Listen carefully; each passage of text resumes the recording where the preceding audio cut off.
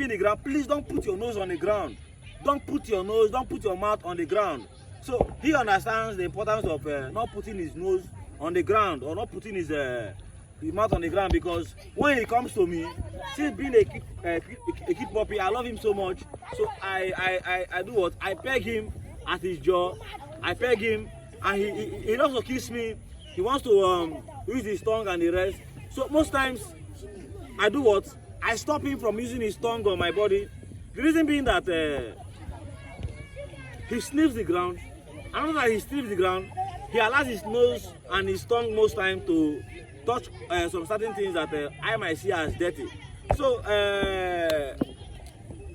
these are pets engaging in this attitude. Does it mean that I will now disown my pet? I will not say, oh, because you go and put your nose on the ground, I won't want to take you again as a puppy. No, that's not the case.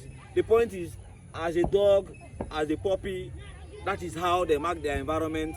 That is how they mark their territory. That is how they understand where they are. And in fact, that is their nature.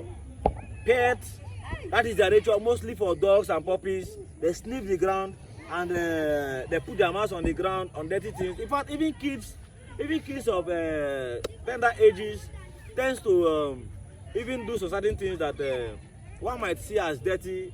Sometimes eating soap, what's it called? Eating sand.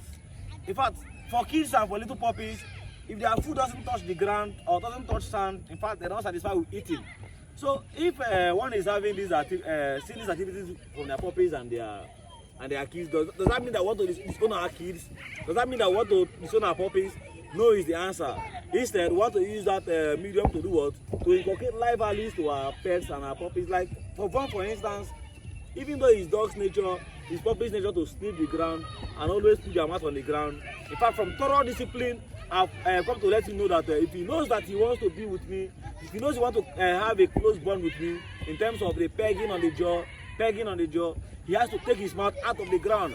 And so far, he has really learned so much in terms of ensuring that he doesn't have his mouth and his nose on the ground, just like some other puppies or dogs who want to do this.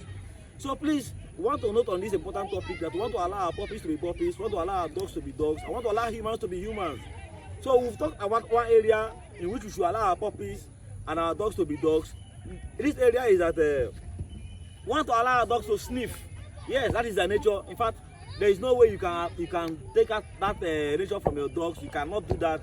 You cannot take out sniffing the ground from your dogs and your puppies. Please note this. You can't take out this attitude from them. The only thing you can do is build a thorough communication with them, build a